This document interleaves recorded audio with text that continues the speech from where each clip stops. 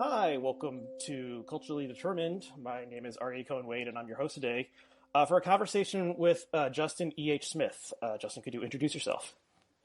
Hi, I'm Justin E.H. Smith. That's Justin Eric Haldor Smith.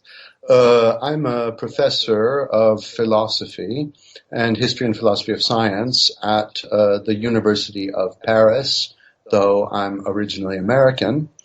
And I write these days on a lot more than just science and the history of philosophy. I also write on satire and politics and the current cultural crises we face. Well, thank you for coming on today, and you're coming to us from Rome, so thank you for doing a late night session with us. I'm into it, yeah. So the first thing and the main thing I wanted to talk about, and the reason I wanted to have you on, was you had an op-ed in the New York Times. The Stone is kind of their philosophy subsection, and the headline is "The End of Satire." And this is also, I guess, part of or connected to a larger work of yours that's called, the title is Irrationality, A History of the Dark Side of Reason. That's right, yeah. So can you, why don't we start off with saying kind of where you start in this essay, because it's about kind of like changing your mind about Sure. satire. So Yeah. Well, there's a long history to this, I suppose. I don't know where to start, really.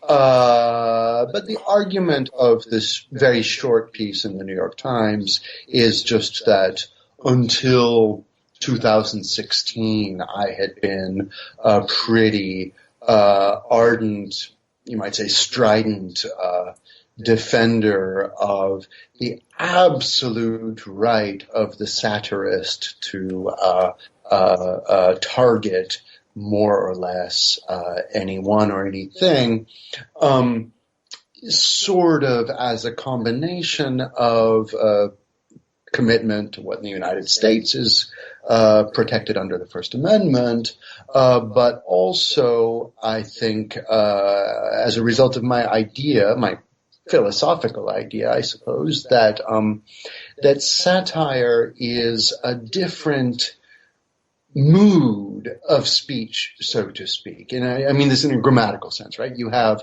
the declarative, you have the interrogative, and other such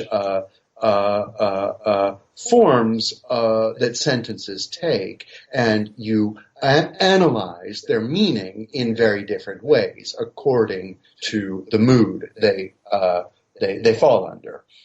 So if I ask you, "Are you hungry?" The way you understand that sentence is entirely different than if I say you are hungry, right? So similarly, I had long thought that there ought to be recognized something like, so to speak, a satirical mood, right?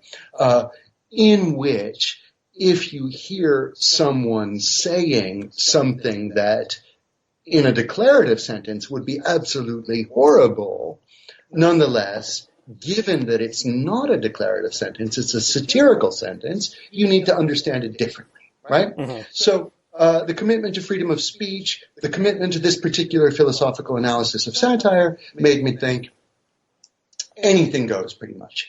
And throughout 2015, this commitment had been part of my arsenal, my philosophical and polemical arsenal for doing battle with adversaries in the debate surrounding Charlie Hebdo. And maybe I should summarize a bit what that is. Sure. Because, yeah, probably people kind of remember it, but it has been about 4 years now. So it's another country, and it's been a bit of time. But Charlie Hebdo is a French satirical magazine that emerged out of the ferment of the 1960s counterculture, and that was in its origins on the left.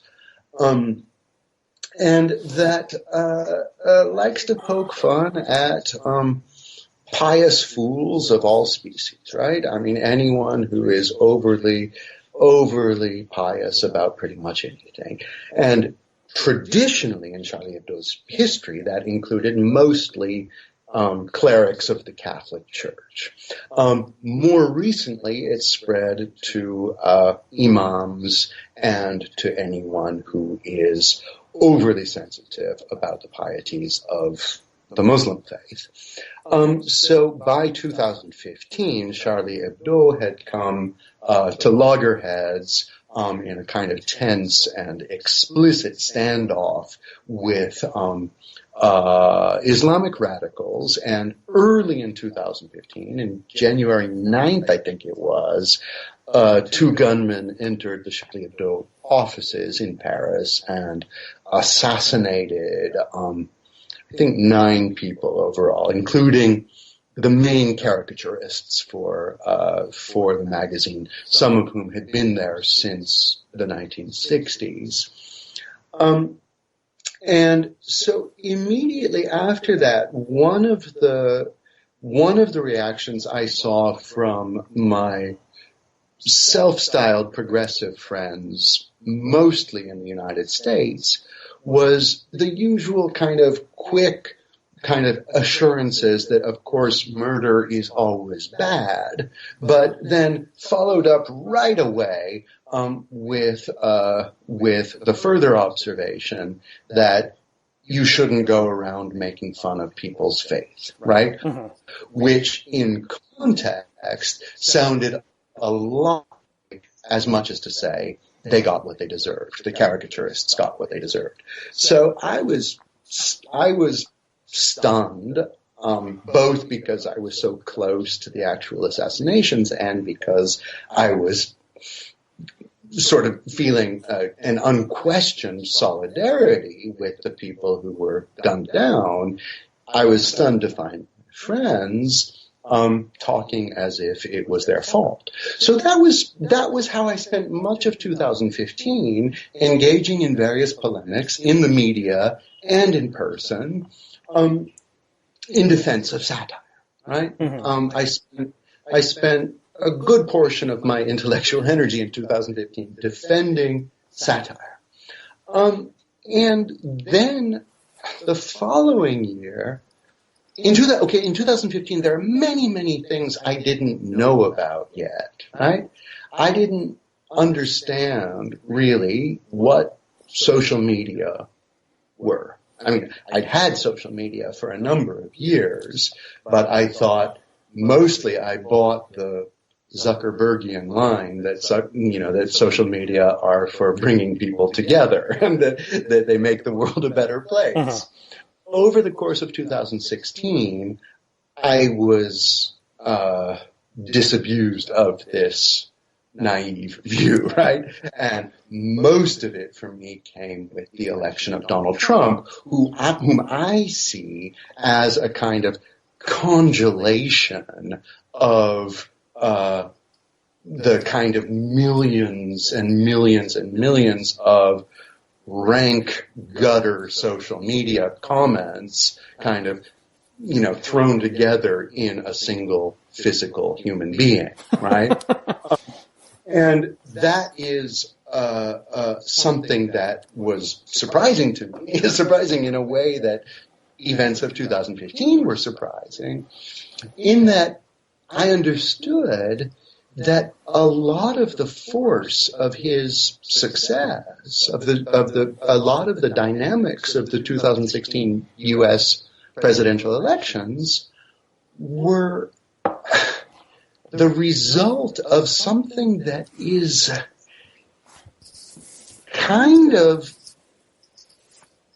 satire, and yet that really challenges my earlier belief that there is such a well-defined mood of human speech, right?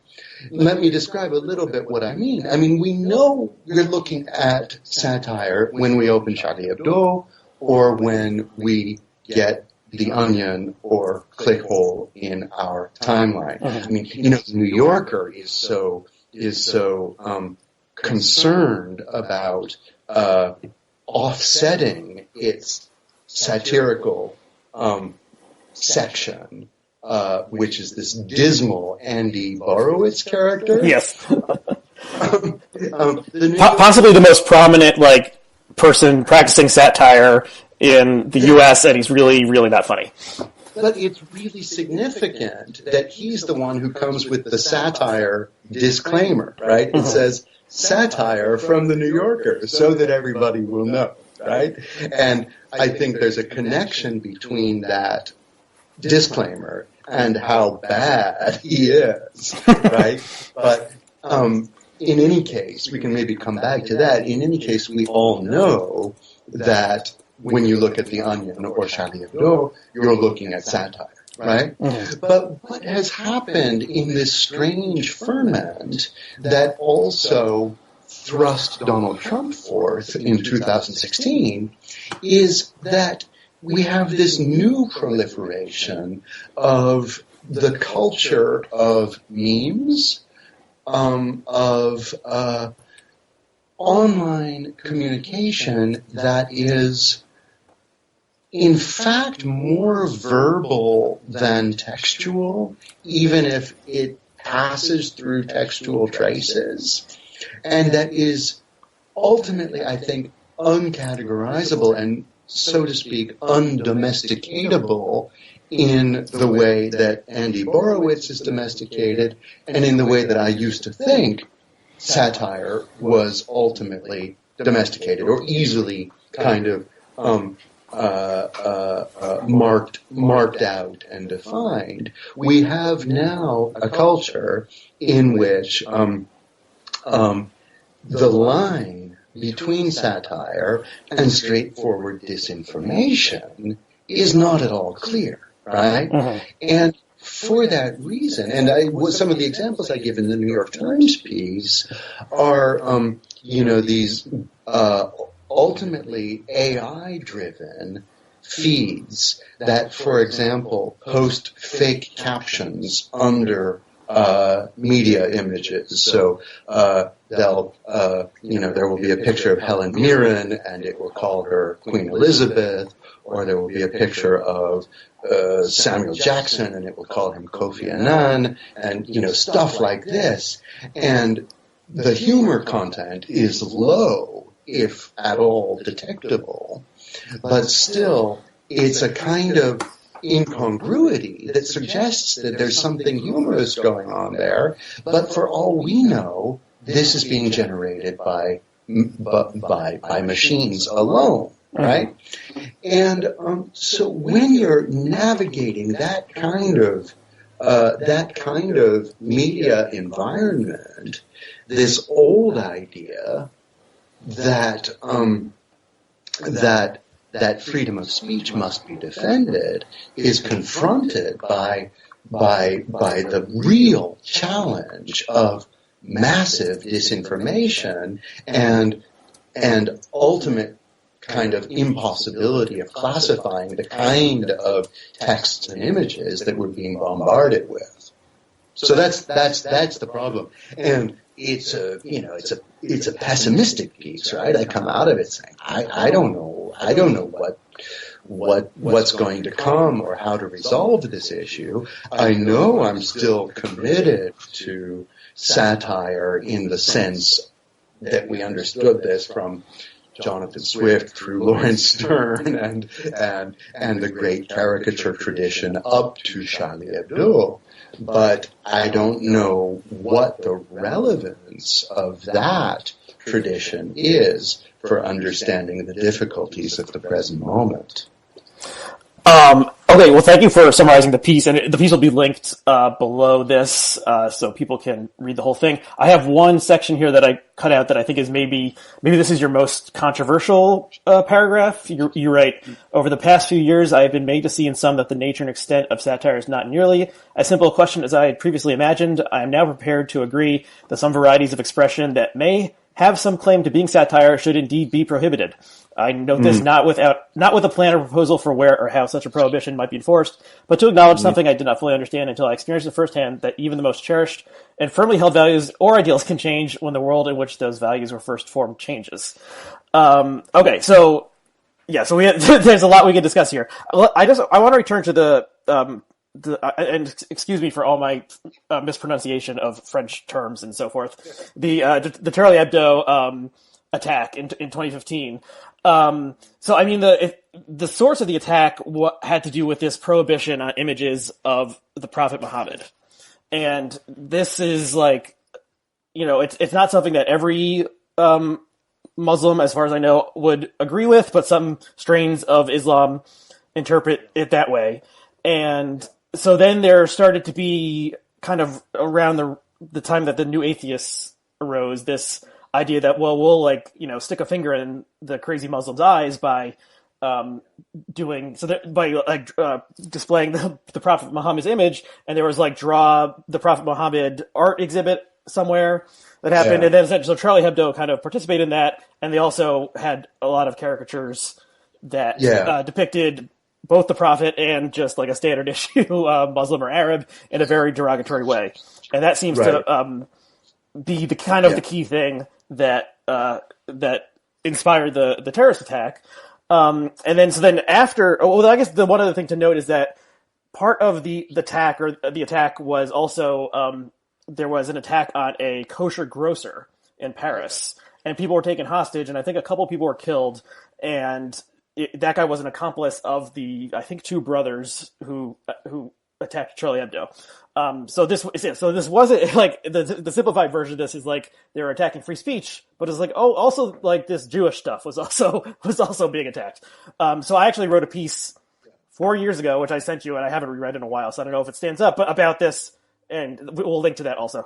And then after this happened, after the attack happened, there was horror across the world. And there was like a huge march or rally or something in Paris at which numerous world leaders attended, and but Obama did not attend, I recall, and that was controversial.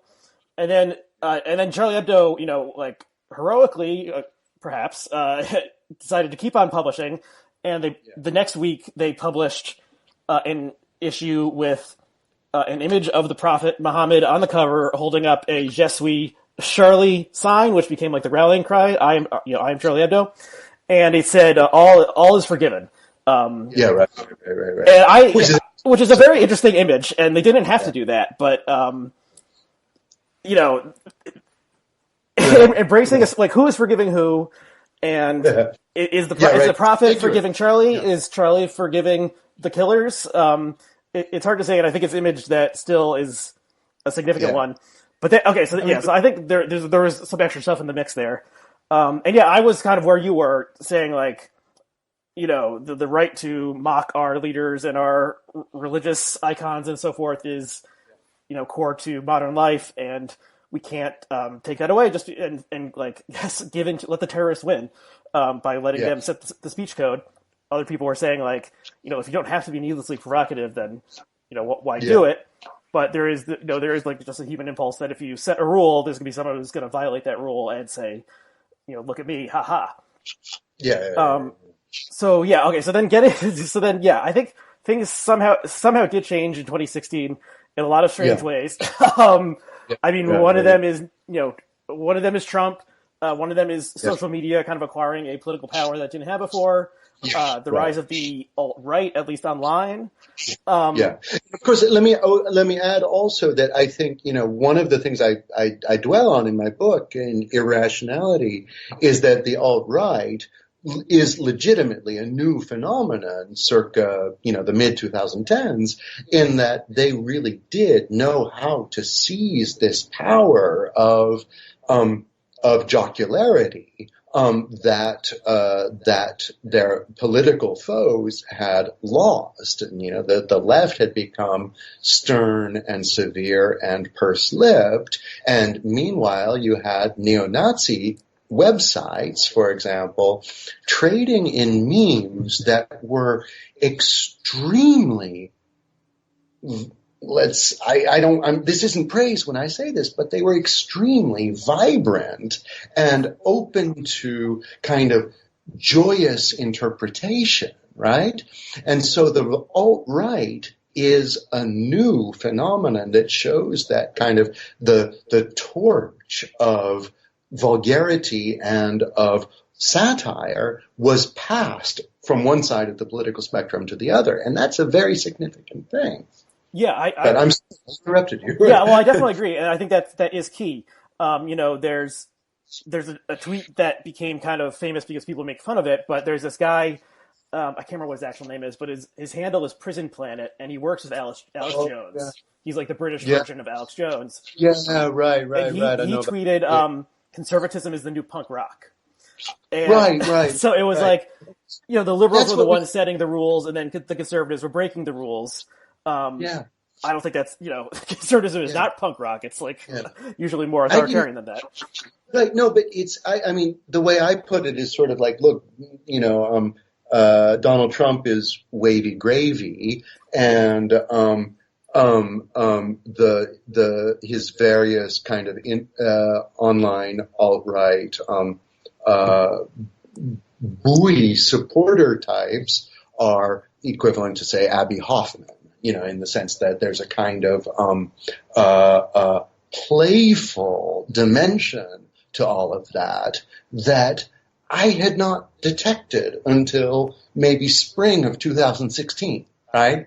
And up until then, I had just kind of passively imagined that satire belongs to a kind of politically radical tradition of the left, going back at least to the Enlightenment.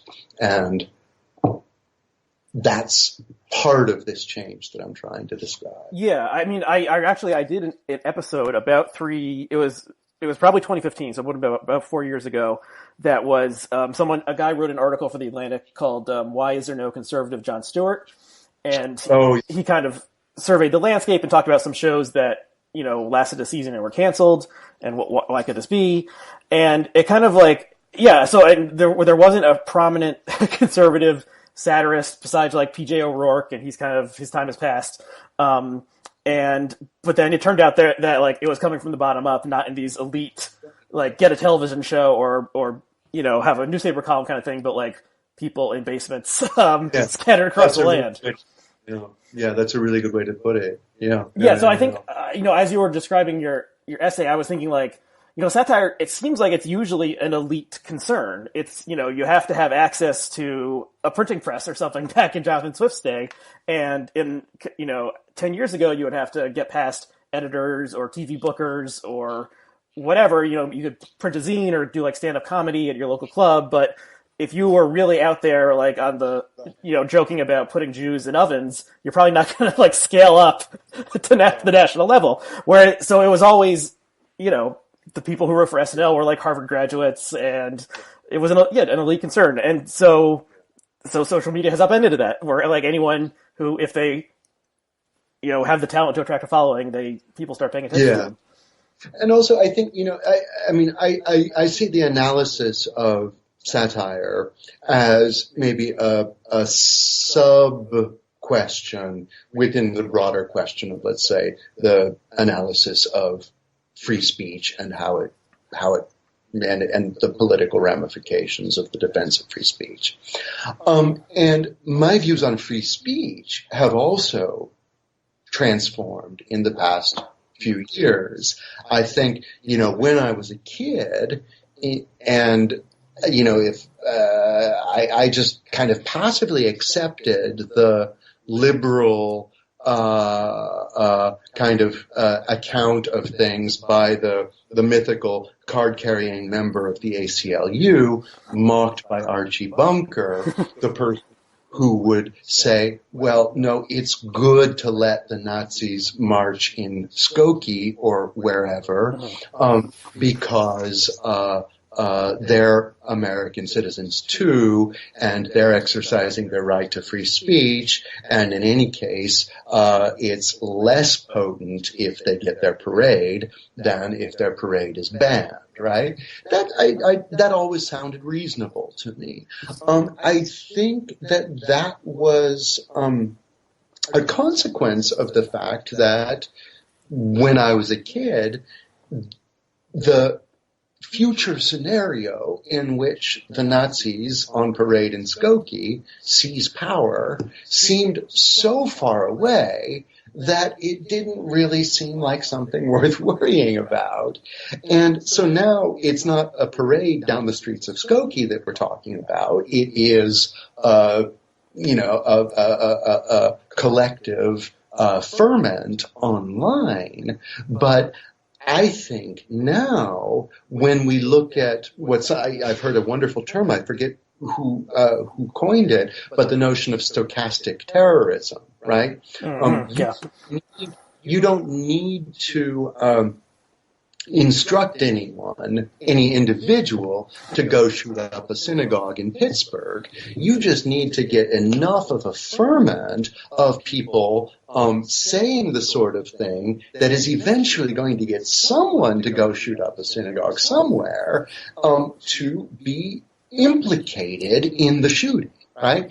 And in that respect, I think this old facile idea that we always know what the difference is between expressing an opinion on the one hand and incitement to violence on the other hand, that's gone. That just doesn't fit with our new predicament where most public speech is now taking place online. And I don't know what to do about that. I don't know how to rewrite the First Amendment, but I think the facile idea that I grew up with just belongs to a different era. Yeah, because and you see how it's connected to the question of satire, right? Because the idea is that similarly, the facile idea that we have a certain genre of expression that is satirical and therefore worthy of a special kind of analysis and a special kind of protection, no longer makes any sense in a world in which we're just constantly bombarded with text and images that we don't, the intention of which we don't really understand. That's the connection between the speech and the satire. Yeah, and there's a lot of naughty questions in here. There's the fact that these speech acts are usually mediated through a, for-profit social media company that makes more money the more time people spend looking at it and reloading it and stuff and participating in it. And so they seem to have especially Twitter has some kind of inability to either find the people and ban them, or they kind of tolerate them because these people generate a lot of ad views or whatever.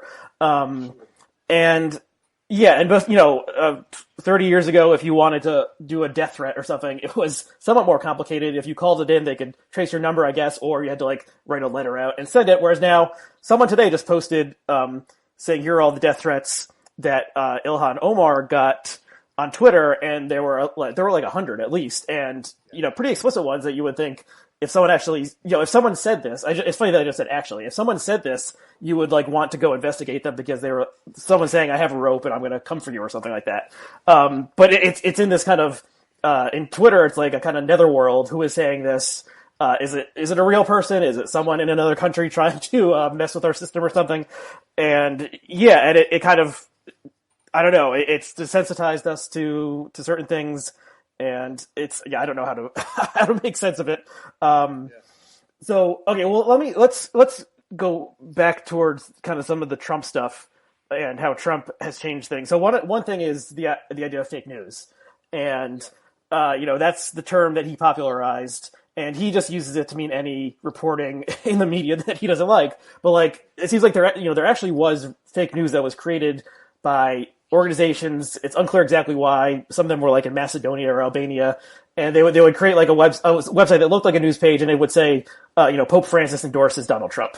And this seems to be either just as a way to get page views so they could sell, vitamins. They interviewed some of these teenagers who were running these things in Macedonia. Some of them said, I started out running a Bernie site until I realized there was more ad revenue in Trump. And when the election is over, I think I'm going to switch to soccer. It was extremely non-committal, or unideological, but right. So they just saw a market they could exploit of gullible Trump supporters on Facebook.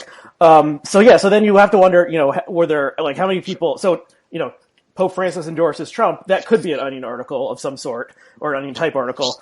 And then, but if someone just sees it on a Facebook article, clicks on it, do they believe it? Like, do they have 1 second of reflection to think, well, the Pope never endorses anyone, so this wouldn't happen. Yeah.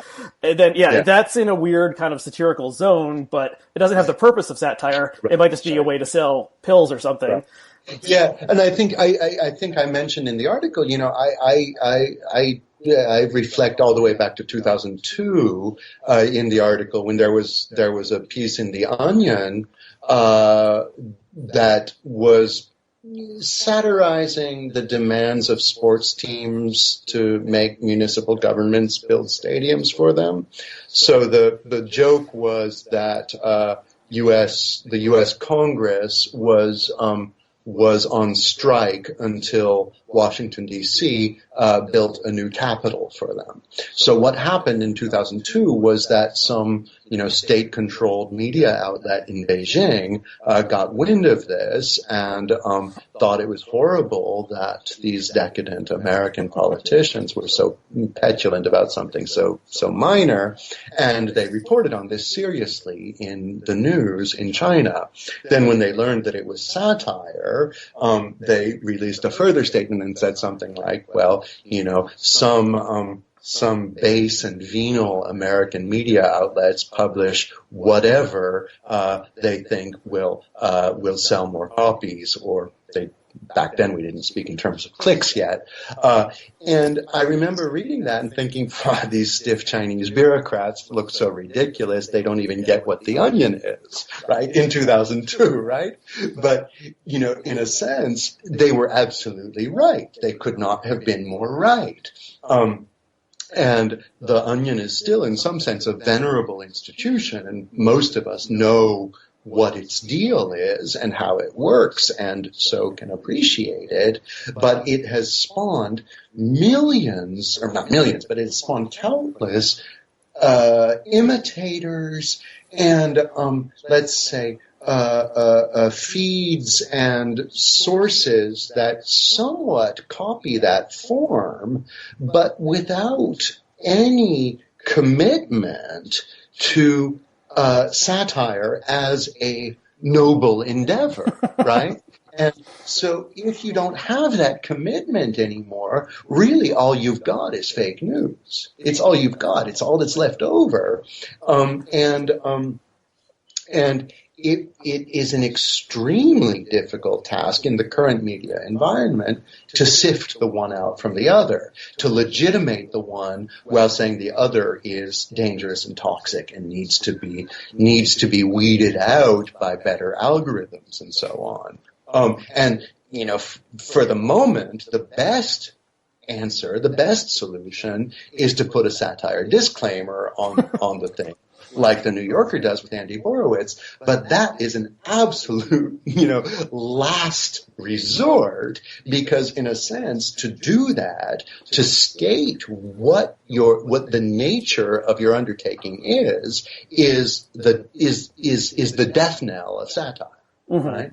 So part of what our contemporary problem is that reality has become so strange that it can be hard to delineate the line between satire and real life. So if you had told someone 30 years ago Donald Trump would be president, they would have thought that was a joke.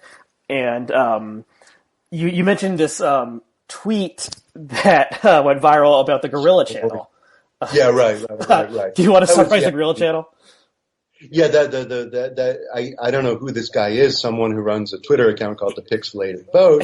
I know a little bit about him. He's a cartoonist and he lives in Australia, and I think he's semi-anonymous. Oh, he's Australian. Yeah. Oh, wow. I would have assumed he was American. He writes a lot about American politics. I think that's where the basically most of what he comes up with is pretty successful in my view. He often makes me laugh. But the Gorilla Channel thing was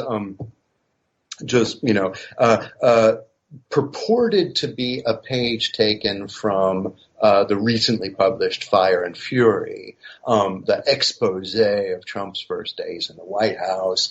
And the idea was that supposedly when Trump got to the White House, he was disheartened to learn that the White House cable TV package didn't include something he called the Gorilla Channel.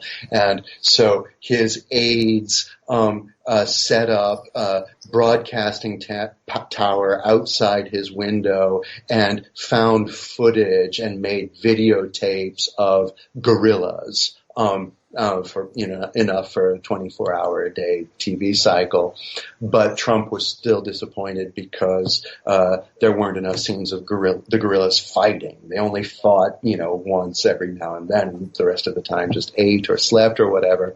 And so his aide-de-camp quickly went and edited the footage down so that it only showed gorillas fighting, at which point Trump got glued to his screen and couldn't be torn away. And I had some ridiculous Yale Trump supporting Yaley write on some website called it had something to do, I think it's called like AmericanGreatness.org or something like this, saying that because I acknowledged in this piece that I had momentarily been taken in by this Gorilla Channel joke, for a split second, I believed it was true. I mean, and by believing it was true, what I meant was I believed that it was authentically a page from Fire and Fury. Yeah, it was like an image mocked up to look like it was a page from the book. Yeah. So that's a minor factual correction against this Trump supporting kid at Yale. But other than that, this kid thought I was a dupe of anti-Trump propaganda, that I could ever have believed such a thing. Was I a dupe? I think there's plenty that we've seen from Trump that is as stupid as wanting to watch the Gorilla Channel. I mean, I would want to watch the Gorilla Channel if it existed. Trump, when he was interviewed during the election campaign about foreign policy questions, by this crack team of the best journalists at the Washington Post, I think it was, and they were asking him questions about what to do about, containing China in the South China Sea and stuff like that. And within seconds, he was talking about the great deal he got on marble for his hotel in Washington, D.C. And, that was all he could come up with for these complicated geopolitical questions. That is as stupid as that is as stupid as the Gorilla Channel satire. Right? So for this person to tell me that I was a sucker for believing the satire, well, I can come right back and say there are many documented real cases of Trump being just as stupid. So that's just an aside. So I did think that the Gorilla Channel joke was a successful joke. It worked. It was right at that special zone between plausibility and implausibility. Yeah, I was laughing just hearing you recount the details of it. It was great. But at the same time, it was disconcerting in a way that no Onion line has ever been, right? It was disconcerting because it popped up in a media landscape where I didn't know how to process it. And I think I'm pretty sophisticated when it comes to processing information that I get from social media. I didn't know how to process it. And ultimately, the complaint about the pixelated vote that it is trading in disinformation is hard to refute. Right? That's the problem. Mm-hmm.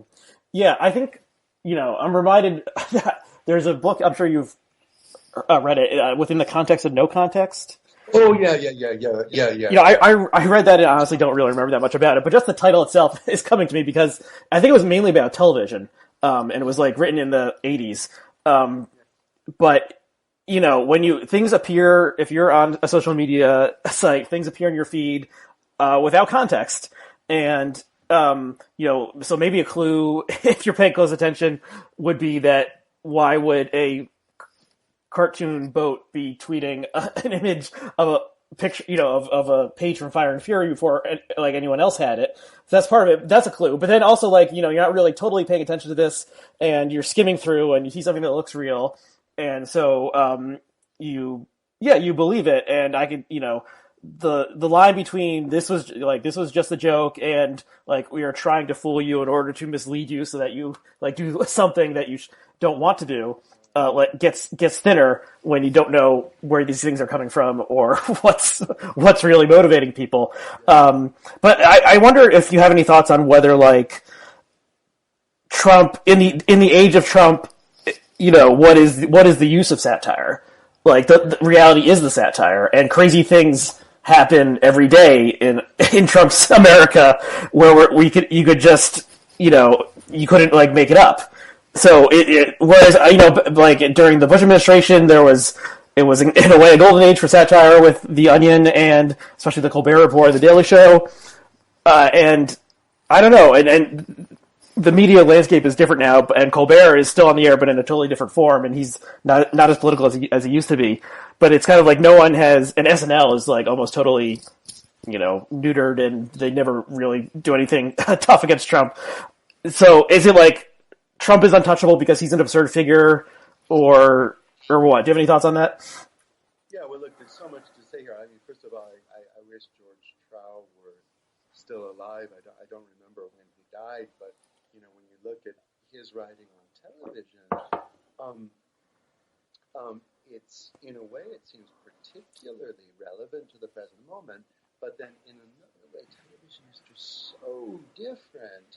And I think, of course, when I was a kid, and I did grow up in the pre-internet era, and I perfectly well remember many people very worried about the tube and being sucked in by the tube and how this was taking away people's souls and stuff like that. And so I do try to be cautious and keep things in historical perspective, but at the same time it was just such a different animal because it was unidirectional. It only went one way. And it was filled with cues that let you know, even if you weren't reflecting on it, that let you know what it was doing. For example, most obviously, the laugh track, right? The laugh track is telling you when something is intended as funny, whether it is or not, right? And so it was filled with these cues, and it was like, it's just kind of a known commodity. And I really feel like we just aren't dealing with anything like that right now. And this might have something to do with the real. Look, I live in Europe, and I don't really have access to what I call palliative liberal comedy in the United States, right? That is, the stuff that is designed to delight the Krasenstein twins, or whatever they are. For people who aren't on Twitter, these are two kind of unusual people. They're identical twins, and they have 500,000 followers each, and they are self-styled resistance leaders and are tweeting constantly. Yeah, and everything that is even remotely insulting towards Donald Trump, whether it reaches him or not, the tendency is to say boom, or to treat this as like the final takedown Right. of this guy, and of course he's still there, right? So it hasn't worked. And I there was a nice piece that I cite in my book. I forget who the author is. That was talking about a very popular comedy duo in Nazi Germany, Tran and Hella were a popular comedy duo, and they were mildly subversive, right? Within reason, they made fun of the appearance of Goebbels, for example, right? Um, and they were beloved um, by the Germans who still had access to radio and so on, and they were tolerated by the regime, right? And I think it's a good kind of rule of thumb when you're watching Saturday Night Live to ask yourself, okay, is this more like Fun und Hella, or is this more like some truly explosive revolutionary comedy that threatens the system? And I'm sorry, but all of this palliative television stuff is let's say, fully absorbed within the entertainment, information, political system that also generated Trump. Right? Yeah, and I'm thinking, I was reminded of a tweet by Jesse Farrar, who has a podcast and is a kind of funny guy. He's actually on this show about a year ago, and he tweeted this in October 1st, 2016. He says, "Well, I'd like to see old Donnie Trump wriggle his way out of this jam." Then Trump wriggles his way out of the jam easily. Well, nevertheless. And people retweet this all the time because there's something about Trump, and who knows, the Mueller report is like, so the unredacted Mueller report is supposed to be coming, within 72 hours. So who knows? But he does seem to be able to, he's Teflon. There used to be this, Teflon Don in the New York City, press, which was referring to, or maybe it was Teflon Don. John Gotti was a Teflon Don. But, I had trouble. Like all of these cultural references. I think it has something to do with Trump's total lack of shame, and also the absurd persona that he developed for himself before this. They put orange makeup and a crazy wig on Alec Baldwin to be Trump, but it's like Trump himself is the clown already. So trying to do a impression of him that takes on his clown-like aspects, it somehow doesn't work. Whereas, SNL had a good take on Bill Clinton and George H.W. Bush and George W. Bush. Not so much on Obama, but it's he's gone so far into absurdity that you can't satirize him. It seems like. I mean, Bill Clinton is the sweet spot, isn't he? Because Bill Clinton is just hilarious. He's such a resource for humor. Obama was too serious, and Trump is just too far out there, right? Whereas Clinton was just the perfect meme. Yeah, so I think so at some point in the next 4 to 8 years or so, Trump will pass off the scene, hopefully, and then it's what will happen. I really have no idea if people will just be so exhausted from this that they don't want political satire and things of that nature. They just want to turn inward. So I really don't know. Do you have any thoughts on that? Well, I don't think satire is going to go anywhere. I think it's in a way. I don't mean to sound so pessimistic, because I do think that in a sense that this is a golden age of satire. It's incredible what's happening, and it surely rivals the heady moment in the kind of the birth of the newspaper era, the mid to late 19th centuries in France and a bit later in the United States, where you just had this vibrant culture of caricatural undercutting of all of the pieties on which society rests, right? And we're experiencing something like that right now, and ultimately I should be happy about this, right? Because I love satire.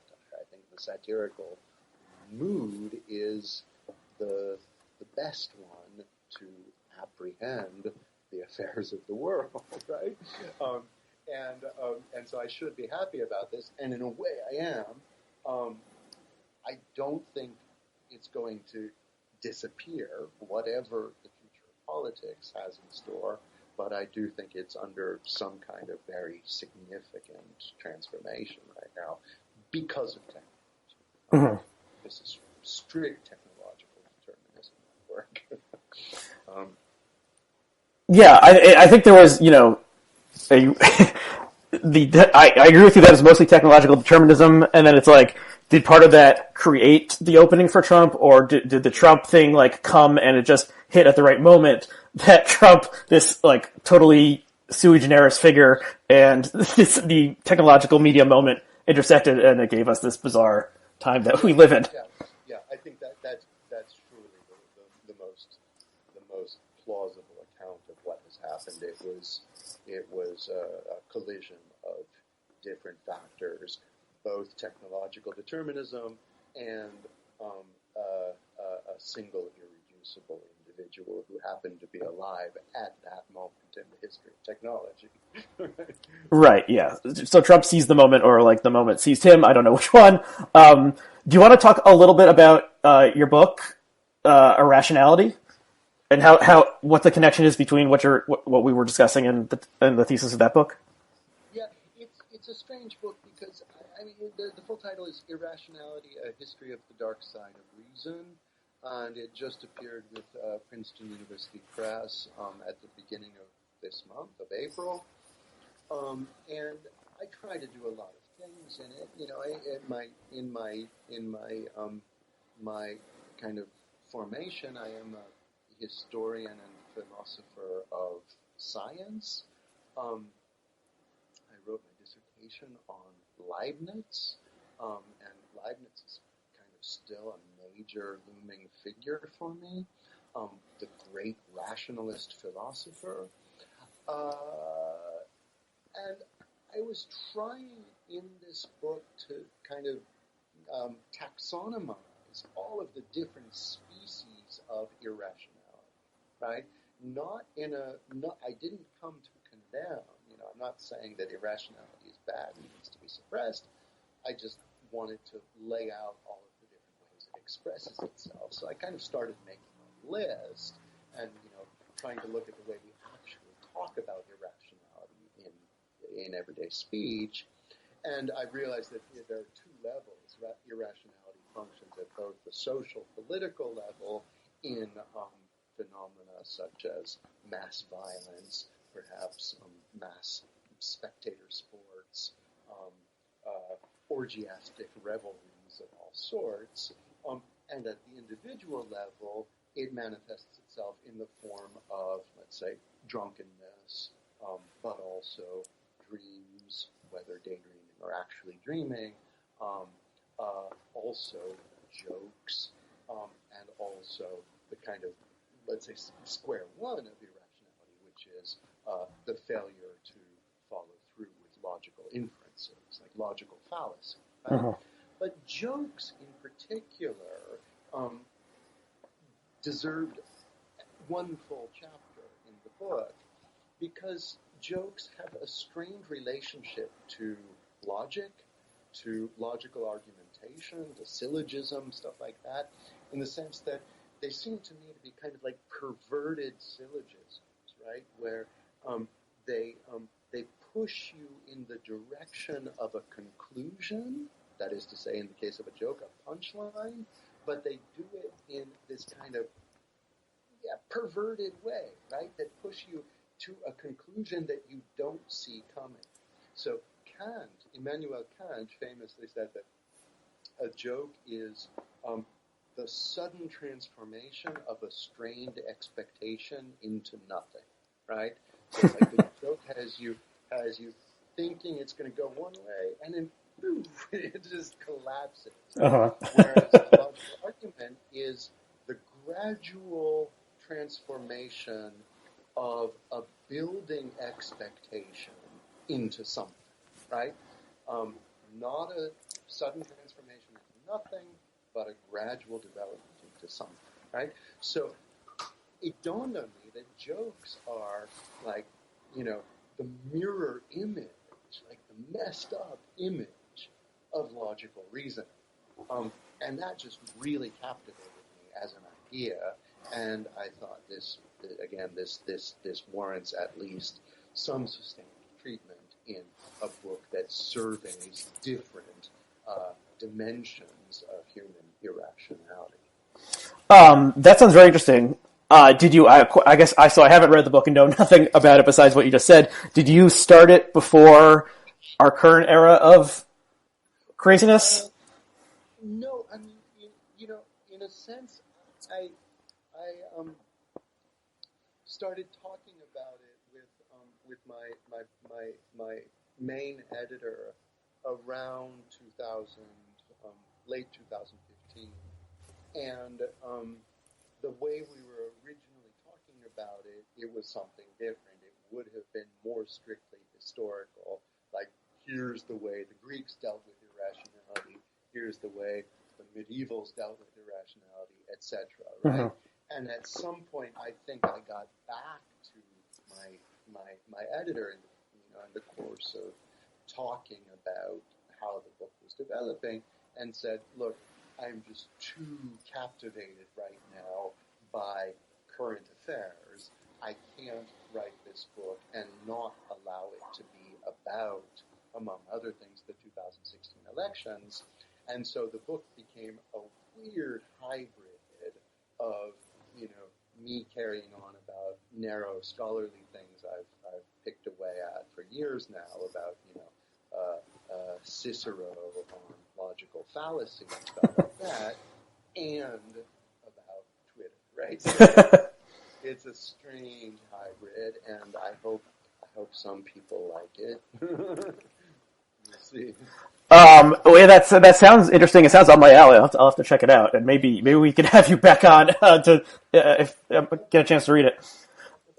Okay, well, we've gone about an hour. Should we? And it's probably like after midnight where you are. Should we wrap up? Sounds good. Yeah. I think this was a nice. It feels like an hour-long episode. Nice beginning and end. Yeah. Okay, cool. So, where do you have a website or Twitter feed that you would direct people to if they want to find out more about your writing? Oh, sure. Yeah. My is jehsmith.com. That's just kind of my repository of all sorts of things about me and what I'm doing. And I am hesitantly still on Twitter at JEH Smith. And I've closed my Facebook. And if my publishers, publicity people would allow me, I would probably close Twitter too, because I think it's absolutely destructive for everything I cherish. Oh man. For the moment, I'm still there. Yeah. It's a there's going to be like multiple memoirs written about like Twitter, Twitter addiction and people hating it and loving it at the same time and taking over their lives. Okay, well, yeah, if you are on that awful website, twitter.com, my handle is ARYEHCW. And you can subscribe to this show in iTunes or wherever you get your podcasts and so on and so forth. So thank you, Justin, for coming on. Yeah, thanks, Aryeh. That was a lot of fun. And thanks to all of our viewers and listeners, and we'll see you next time.